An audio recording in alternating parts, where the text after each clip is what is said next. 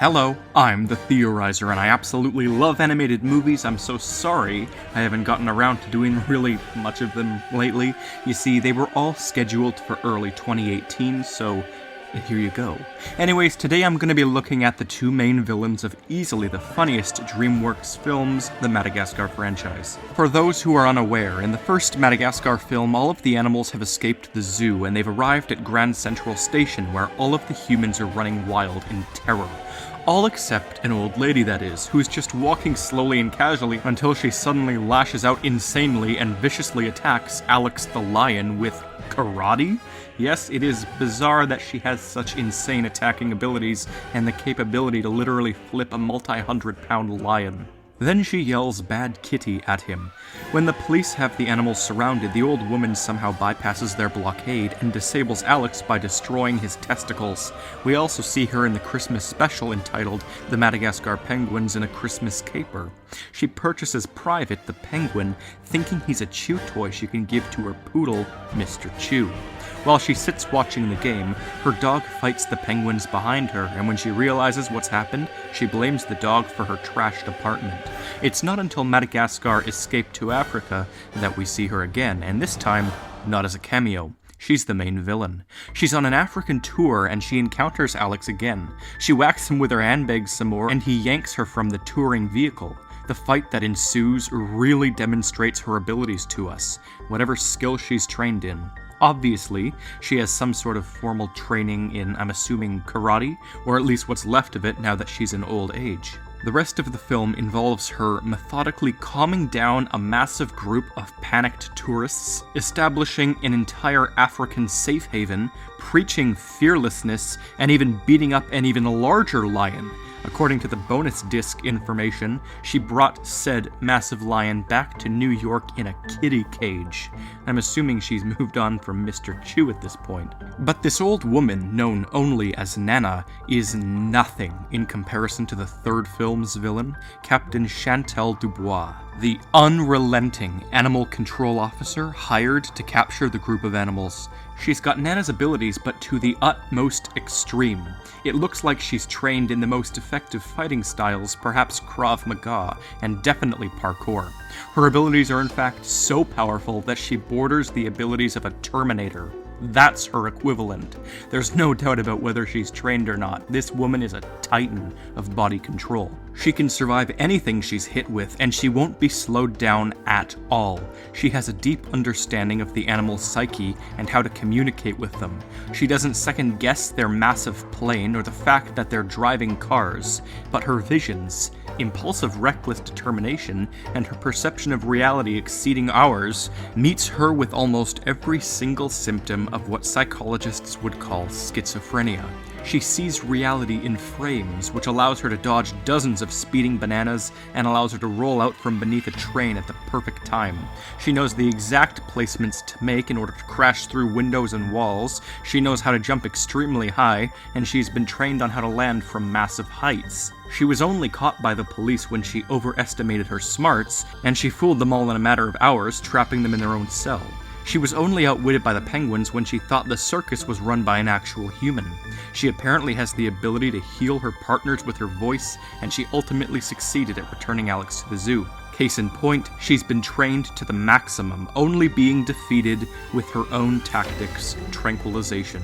She's one of the most swift humans in the entire world, capturing hundreds of animals, including our very own Mr. Chew.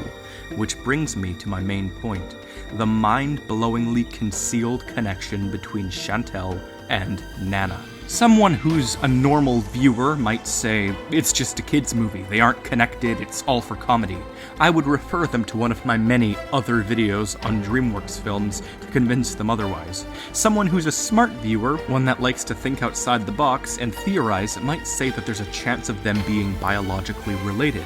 You just need to look for the evidence, such as the rare trait of blue eyes they share, or other little genetic similarities. But someone who's an intelligent viewer, someone who considers all possibilities of critical thought, might say that the relationship goes far deeper than that. And it definitely does.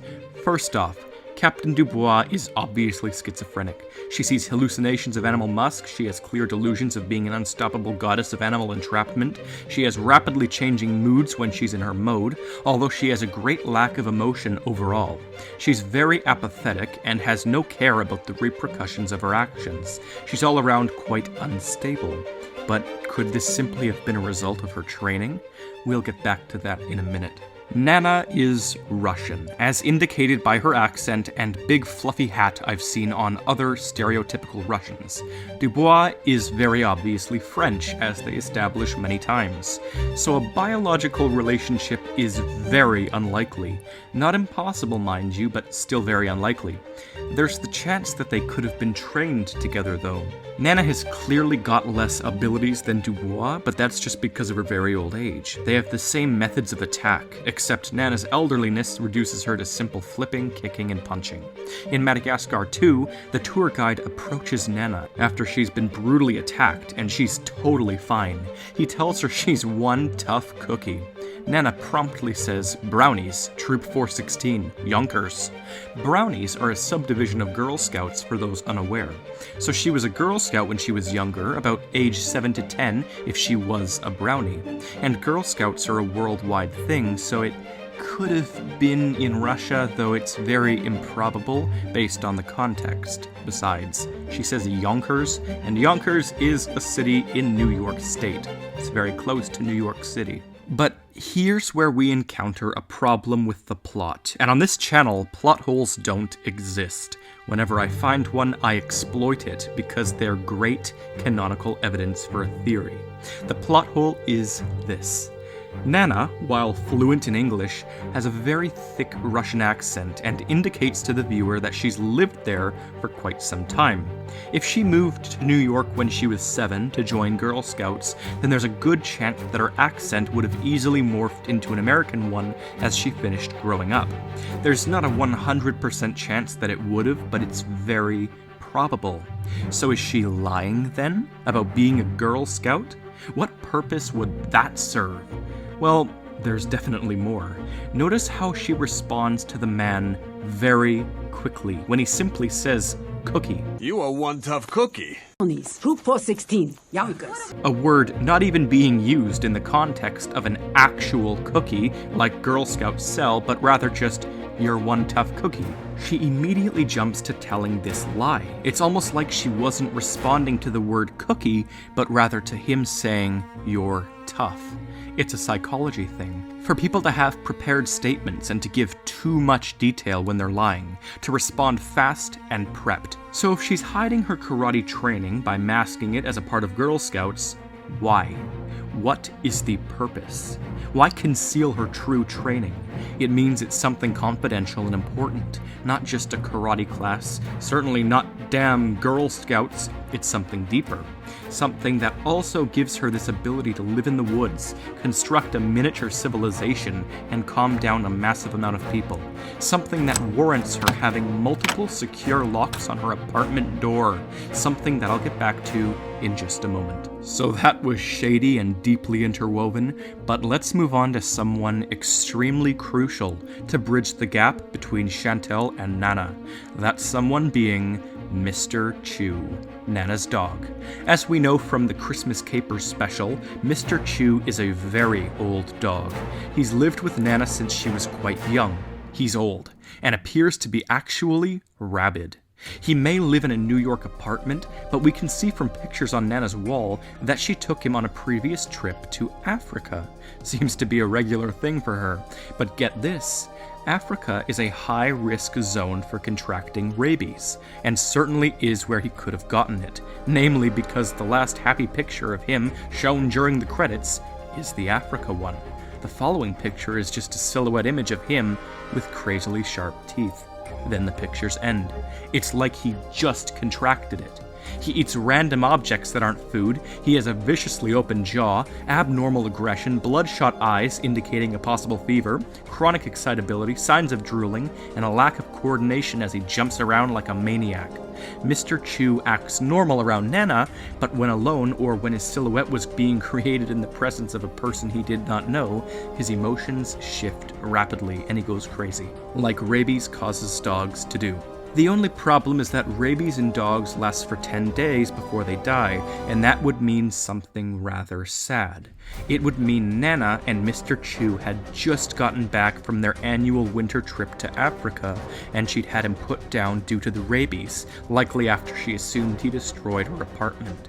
Many people go on trips to hot climates during the winter, so they can escape the cold, especially when they live in a place like New York. We later see her in Madagascar 1, which takes place after the special, and she has a deep hatred for animals such as lions, perhaps because she's depressed that she had to put her canine down.